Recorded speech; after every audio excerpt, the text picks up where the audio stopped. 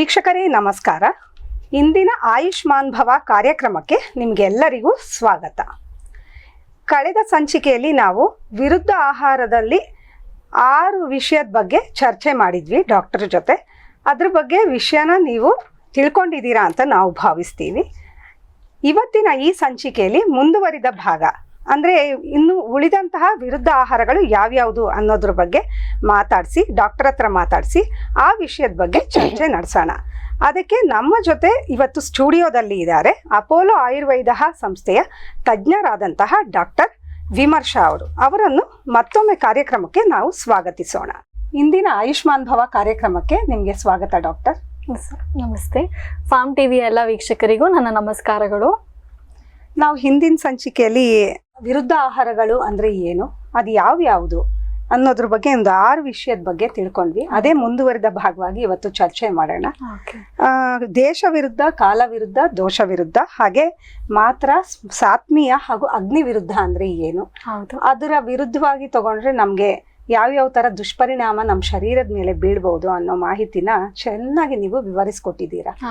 ಈಗ ಮುಂದೆ ಇನ್ಯಾವುದರ ಬಗ್ಗೆ ಹೇಳಕ್ಕೆ ಹೊರಟಿದ್ದೀರಾ? ಸೊ ನೆಕ್ಸ್ಟ್ ಅಗ್ನಿ ಆದ್ಮೇಲೆ ನೆಕ್ಸ್ಟ್ ಬರುವಂತದ್ದು ಕೋಷ್ಠ ವಿರುದ್ಧ ಅಂತ ಹೇಳ್ತೀವಿ. ಸೊ ಕೋಷ್ಠ ಇವಾಗ ನಾರ್ಮಲ್ ಪರ್ಸನ್ಸ್ಗೆ ಅರ್ಥ ಮಾಡ್ಕೊಳ್ಳೋಕೆ ಸ್ವಲ್ಪ ಕಷ್ಟ ಆಗ್ಬೋದು. ಇದು ಮೇನ್ ಆಗಿ ಆಯುರ್ವೇದ ಅಧ್ಯಯನ ಮಾಡಿರೋರಿಗೆ ಇದು ಅನ್ವಯ ಆಗುತ್ತೆ. ಸೊ ಕೋಷ್ಠ ಅಂದ್ರೆ ನಮ್ದು ಆಹಾರದು ಭಾಗ, ಅಂದ್ರೆ ನಮ್ದು ಬವಲ್ ಸಿಸ್ಟಮ್ ಅಂತ ಹೇಳ್ಬೋದು.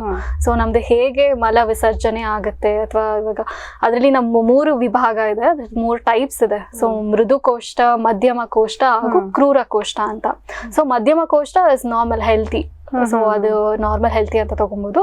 ಸೊ ಕ್ರೂರ ಕೋಷ್ಠ ಅಂದ್ರೆ ತುಂಬಾ ಹಾರ್ಡ್ ಆಗಿರುವಂತ ಬಬಲ್ ಮೂವ್ಮೆಂಟ್ಸ್, ಬಬಲ್ ಹ್ಯಾಬಿಟ್ಸ್ ಇರುವಂತದ್ದು, ಕೆಲವೊಂದು ಮಲಬದ್ಧತೆ ಆಗಿರುವಂತದ್ದು ಅಥವಾ ಹಾರ್ಡ್ ಸ್ಟೂಲ್ಸ್ ಹೋಗುವಂಥದ್ದು, ಅದನ್ನ ನಾವು ಕ್ರೂರ ಕೋಷ್ಠಗೆ ಅನ್ವಯಿಸ್ತೀವಿ.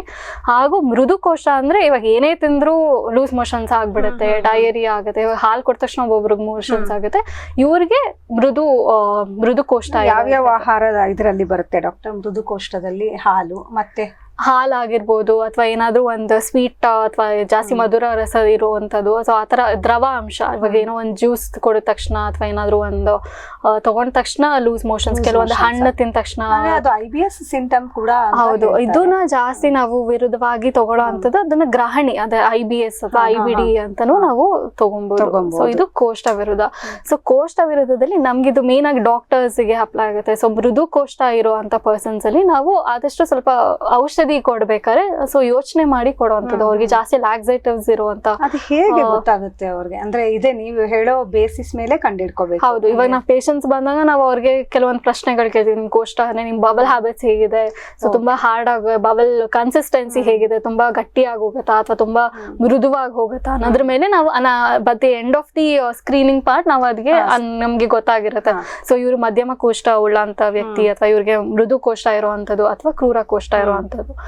ಸೊ ಇಲ್ಲಿ ಕೋಷ್ಠ ವಿರುದ್ಧ ಹೇಗಾಗುತ್ತೆ ಅಂದ್ರೆ, ಕ್ರೂರ ಕೋಷ್ಠ ಇರುವಂತ ವ್ಯಕ್ತಿಗೆ ನಾವು ಆದಷ್ಟು ಇವಾಗ ಪಂಚಕರ್ಮ ಮಾಡಿಸ್ಬೇಕಾದ್ರೆ ಅಥವಾ ವಿರೇಚನ ಕರ್ಮ ಮಾಡಿಸ್ಬೇಕಾದ್ರೆ ಅವ್ರಿಗೆ ಹೈ ಡೋಸ್ ಇರುವಂತದ್ದು ಅಥವಾ ತೀಕ್ಷ್ಣತೆ ಉಳ್ಳಂತ ಮೆಡಿಸಿನ್ ಔಷಧಗಳನ್ನ ಕೊಡ್ಬೇಕಾಗುತ್ತೆ. ಸೊ ಅವರಲ್ಲಿ ಇವಾಗ ಸಾಫ್ಟ್ ಮೃದು ಆಗಿರುವಂತ ಔಷಧ ಅಥವಾ ಕಡಿಮೆ ಪ್ರಮಾಣದಲ್ಲಿ ಔಷಧ ಕೊಟ್ರೆ ಅದು ಮತ್ತೆ ಕೋಷ್ಠ ವಿರುದ್ಧ ಆಗಿ ಆಪೋಸಿಟ್ ಆಗುತ್ತೆ. ಸೊ ಅವ್ರಿಗೆ ಮೋಷನ್ಸೇ ಆಗಲ್ಲ. ಸೊ ನಮ್ಗೆ ಇವಾಗ ವಿರೇಚನ ಲೂಸ್ ಮೋಷನ್ ಡಿಟಾಕ್ಸ್ ಮಾಡಿಸ್ಬೇಕು.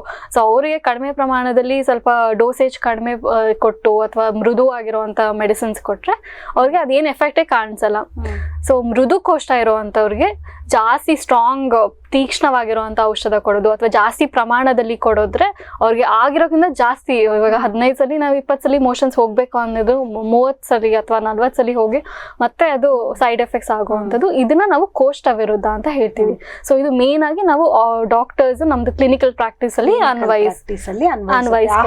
ಅಂಡ್ ಆಹಾರದಲ್ಲೂ ಕೂಡ ನಾವು ಜನರಲ್ ಪೇಷಂಟ್ಸ್ಗೆ, ಸೊ ಅದೇ ಮೃದು ಕೋಷ್ಠ ಇರೋರಿಗೆ ಆದಷ್ಟು ಕೆಲವೊಂದು ಪಥ್ಯಗಳನ್ನ ಹೇಳ್ತೀವಿ, ಈ ತರ ನಾವು ಅವಾಯ್ಡ್ ಮಾಡಿ ಅಂತ ಹೇಳ್ತೀವಿ. ಸೊ ಕ್ರೂರ ಕೋಷ್ಠ ಇರೋರಿಗೆ ಸೊಪ್ಪೆಲ್ಲ ತಗೊಳ್ಬಹುದಾ? ಸೊಪ್ಪು ತರಕಾರಿ ಸೊಪ್ಪು ಫೈಬರ್ ರಿಚ್ ಇರೋದು ಇಂಟೆಸ್ಟೈನ್ ಗೆ ಅಬ್ಸಾರ್ಪ್ಷನ್ ಆಗೋದಕ್ಕೆ ಖಂಡಿತ ಹೆಲ್ಪ್ ಆಗುತ್ತೆ. ಸೊ ಬಾಳೆ ಇವಾಗ ಕ್ರೂರಕೋಶ ಕಾನ್ಸ್ಟಿಪೇಷನ್ ಅಥವಾ ಮಲಬದ್ಧತೆ ತುಂಬಾ ಗಟ್ಟಿಯಾಗಿ ಹೋಗುವಂತ ಸ್ವಲ್ಪ ಬಾಳೆಹಣ್ಣು ತಗೊಳ್ಳೋದು. ನೆಕ್ಸ್ಟ್ ಬರುವಂತದ್ದು ಅವಸ್ಥಾ ವಿರುದ್ಧ. ಸೊ ಅವಸ್ಥಾ ಅಂದ್ರೆ ಸ್ಟೇಜ್, ಸೊ ಡಿಸೀಸ್ ಕಂಡೀಷನ್. ಇಲ್ಲಿ ನಾವು ರೋಗ ಅವಸ್ಥಾ ಅಂತ ತಗೊಬಹುದಾಗ. ಸೊ ಇಲ್ಲಿ ಏನಾಗುತ್ತೆ ಅಂದ್ರೆ ಇವಾಗ ನೆಗಡಿ ಇರೋಂತ ವ್ಯಕ್ತಿ ಜಾಸ್ತಿ ಕೋಲ್ಡ್ ಅಥವಾ ರೆಫ್ರಿಜರೇಟೆಡ್ ಫ್ರಿಜ್ ಅಲ್ಲಿ ಇರುವಂತ ಪದಾರ್ಥಗಳು ತಗೊಂಡ್ರೆ ನೆಗಡಿ ಕಡಿಮೆ ಆಗಲ್ಲ, ಮತ್ತೆ ಜಾಸ್ತಿ ಆಗುತ್ತೆ. ಸೊ ಪಿತ್ತ ಜಾಸ್ತಿ, ಇವಾಗ ಜಾಸ್ತಿ ಗ್ಯಾಸ್ಟ್ರಿಕ್ ಇರುವಂತವ್ರು ಈ ಮಾವಿನಕಾಯಿ ಉಪ್ಪಿನಕಾಯಿಗಳನ್ನ ಜಾಸ್ತಿ ತಗೋದು, ಜಾಸ್ತಿ ಕಟು ರಸ ಉಳ್ಳಂತ ಅಥವಾ ತಿಕ್ತ ರಸ ಇರುವಂತ ಆಹಾರಗಳನ್ನ ಸೇವನೆ ಮಾಡಿದ್ರೆ ಇನ್ನು ಪಿತ್ತ ಜಾಸ್ತಿ ಆಗುತ್ತೆ.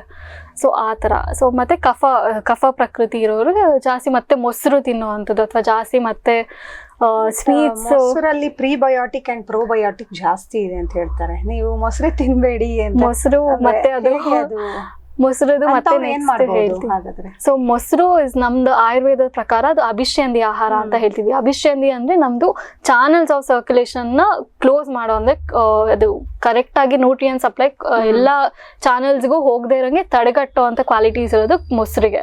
ಸೊ ನಾವ್ ಆದಷ್ಟು ಎಲ್ಲಾ ಪೇಷಂಟ್ಸ್ಗೂ ಮೊಸರು, ನಾನು ಮುಂಚೆ ಹೇಳ್ದಂಗೆ ಈ ಫರ್ಮೆಂಟೆಡ್ ಫುಡ್, ಇಡ್ಲಿ ದೋಸೆ ಉದ್ದಿಂದು ಫ್ರಿಜ್ ಅಲ್ಲಿ ಮಾಡಿರೋ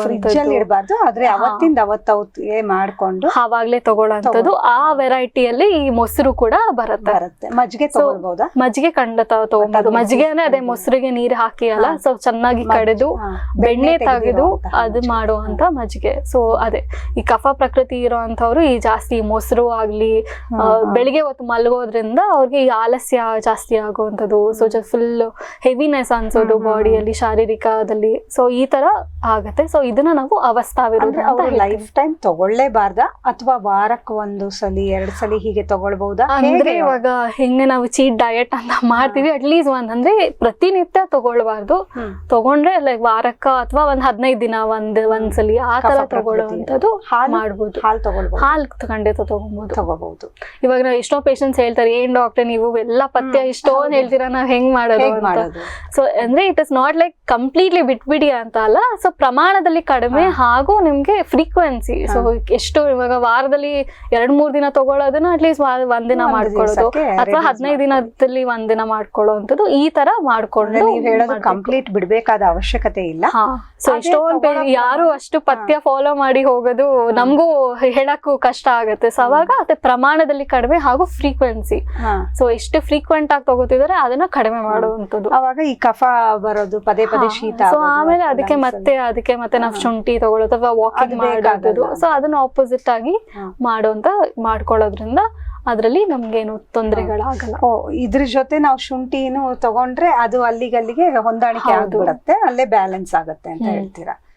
ನೆಕ್ಸ್ಟ್ ವಾತ ಪ್ರಕೃತಿಯಲ್ಲಿ. ಸೊ ವಾತ ಪ್ರಕೃತಿಯಲ್ಲಿ ಮೇನ್ ಆಗಿ ನೋವುಗಳು ಕಾಣಿಸ್ಕೊಳ್ಳೋದು, ಜಾಯಿಂಟ್ಸ್ ಪೇನ್ ಜಾಸ್ತಿ. ವಯಸ್ಸಾದವ್ರಿಗೆ ಜಾಸ್ತಿ ಅಲ್ವಾ? ಹೌದು. ಸೊ ವಯಸ್ಸಾದವ್ರಿಗೆ ನಾವ್ ಹೇಳ್ದಂಗೆ ಸೊ ವಾತ ಜಾಸ್ತಿ ಇರುತ್ತೆ, ಪ್ರಬಲವಾಗಿರುತ್ತೆ.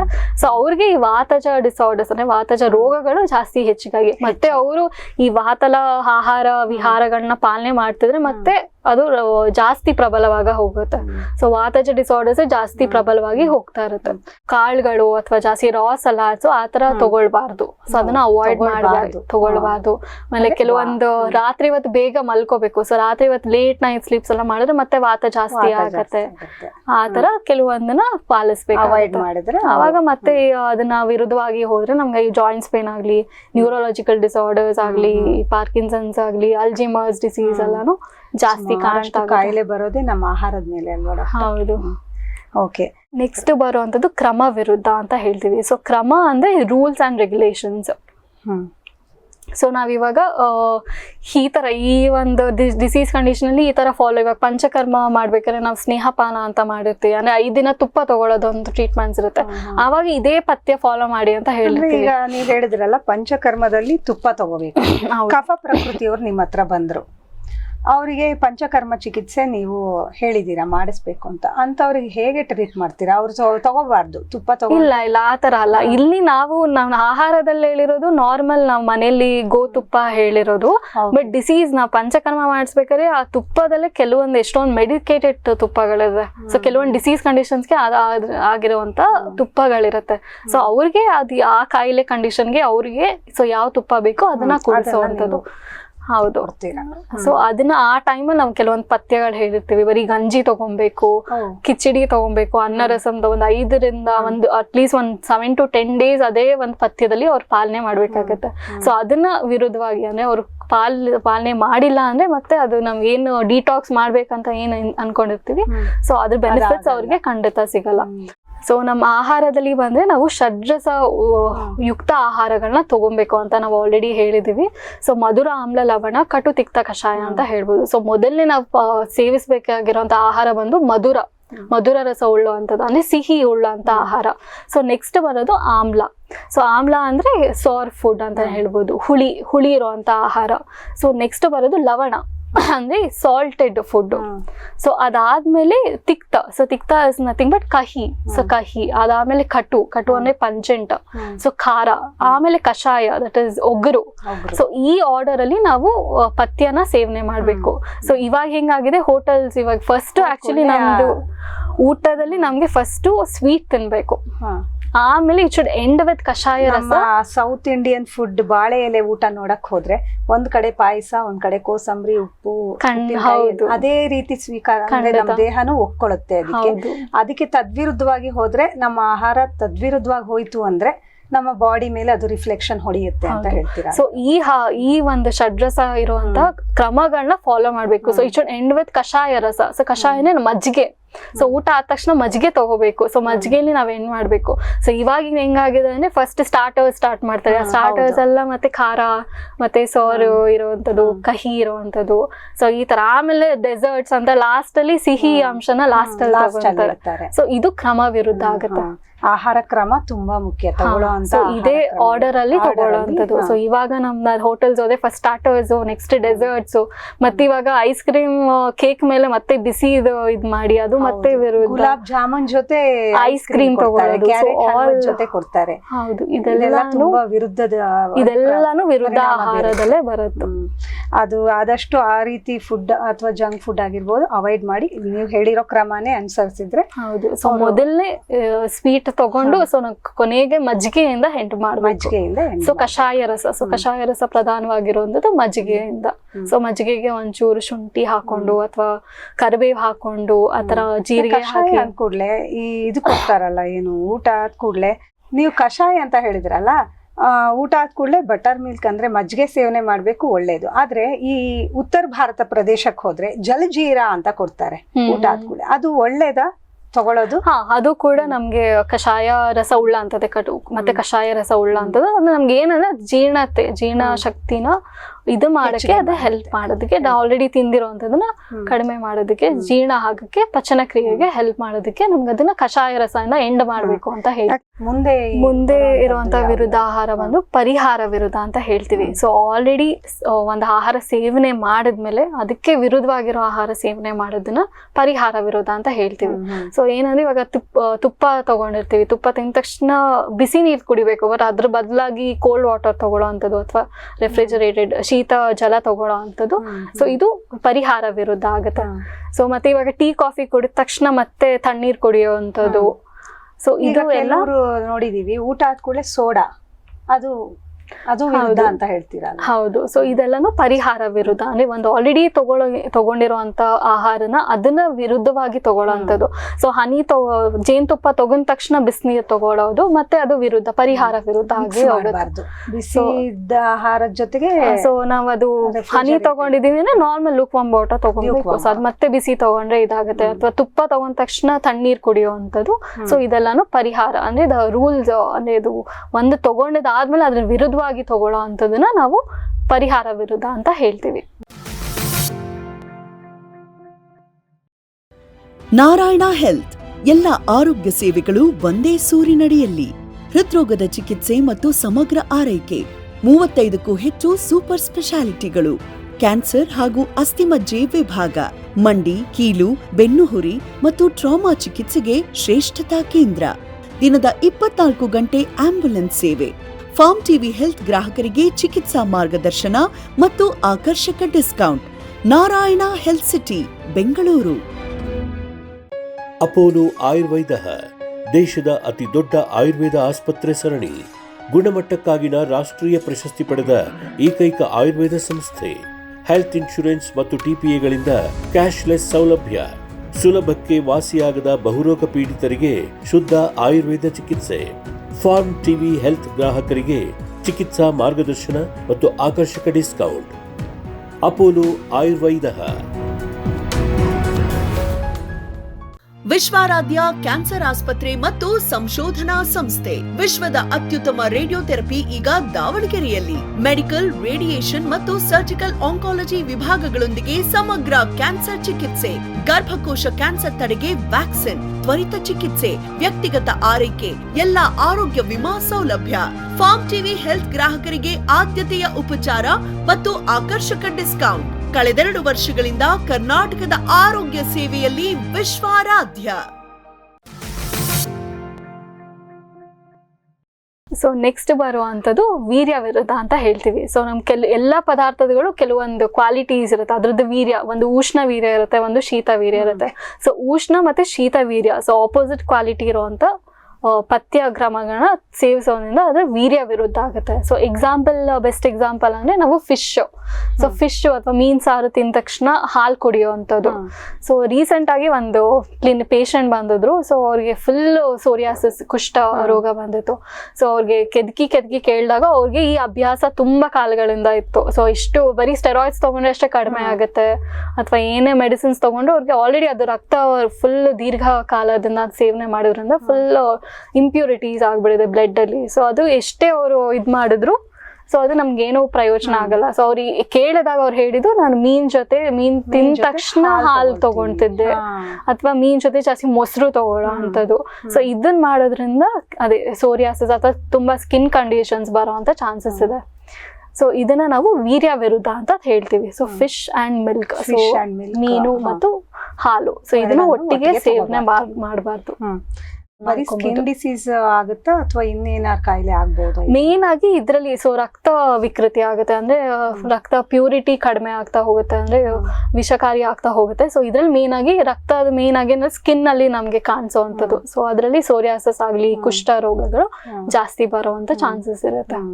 ಸೊ ಇದನ್ನ ನಾವು ವೀರ್ಯ ವಿರುದ್ಧ ಅಂತ ವಿರುದ್ಧ. ಸೊ ನೆಕ್ಸ್ಟ್ ಬರುವಂಥದ್ದು ಸಂಸ್ಕಾರ ವಿರುದ್ಧ. ಸಂಸ್ಕಾರ ಅಂದ್ರೆ ಪ್ರೋಸೆಸಿಂಗ್. ಸೊ ನಾವು ಹೆಂಗೆ ಫುಡ್ ಪ್ರಿಪೇರ್ ಮಾಡ್ತೀವಿ, ಹೇಗೆ ತಯಾರಿಸ್ತೀವಿ ಅನ್ನೋದು ಸಂಸ್ಕಾರ ವಿರುದ್ಧದಲ್ಲಿ ಬರುತ್ತೆ.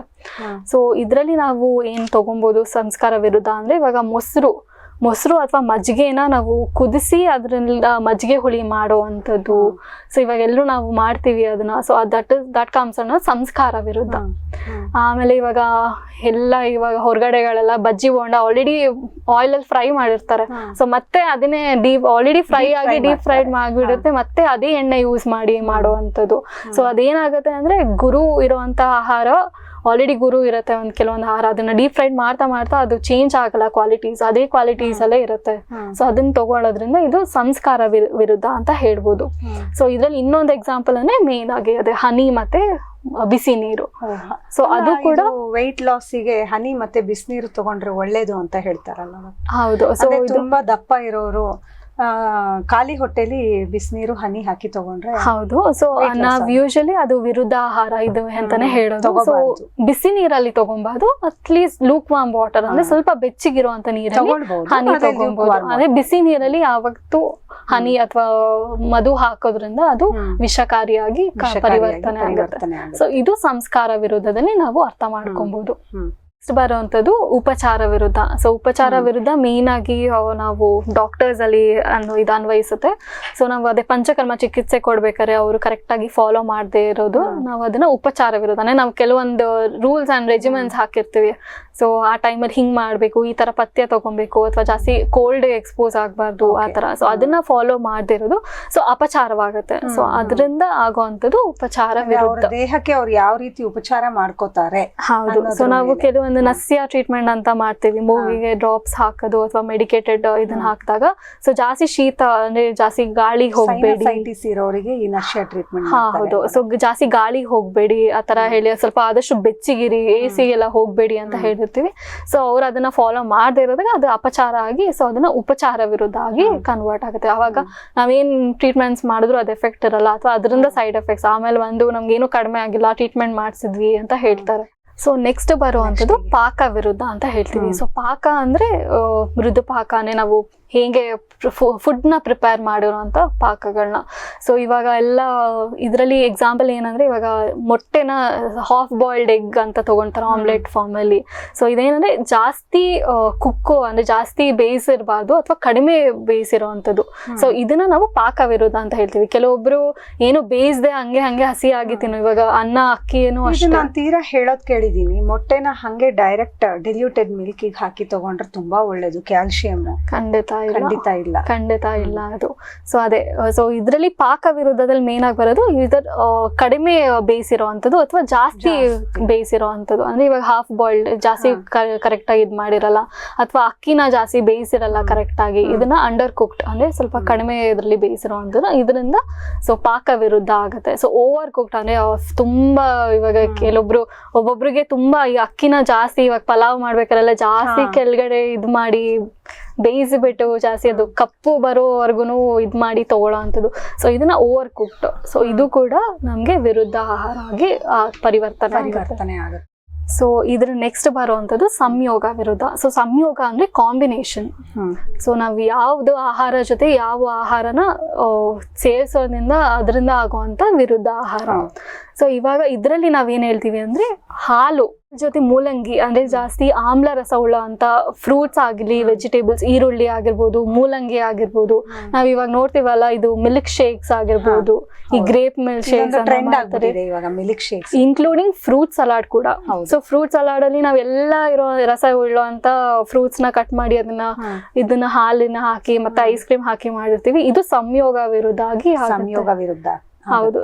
ಅಂಡ್ ಆಹಾರ ಜೊತೆನೂ ಕೂಡ ಹಣ್ಣುಗಳನ್ನ ತಗೊಳ್ಬಾರ್ದು ಅಂತಾನೆ ಹೇಳ್ತೀವಿ. ಸೊ ಅದು ಕೂಡ ಸಂಯೋಗ ವಿರುದ್ಧದಲ್ಲೇ ಆಗುತ್ತೆ. ಅಂದ್ರೆ ಇವಾಗ ಊಟ ಮಾಡಿದಾದ್ಮೇಲೆ 1-2 ಗಂಟೆ ಕಾಲ ಅದು ಡೈಜೆಷನ್ ಆದ್ಮೇಲೆ ಬೇಕಾದ್ರೆ ನಾವು ಫ್ರೂಟ್ಸ್ ತಗೊಬೋದು. ಸೊ ಊಟದ ಜೊತೆನೆ ಇವಾಗೆಲ್ಲ ಒಂದ್ ಬೌಲಲ್ಲಿ ಫ್ರೂಟ್ಸು, ಒಂದ್ ಬೌಲಲ್ಲಿ ಸ್ಪ್ರೌಟ್ಸು, ಒಂದ್ ಬೌಲಲ್ಲಿ ಫುಡ್ ಮೇನ್ ಐಟಮು ಆ ತರ ತಗೊಳ್ಳೋದು ಕೂಡ ಸಂಯೋಗ ವಿರುದ್ಧವಾಗಿ ಆಗುತ್ತೆ.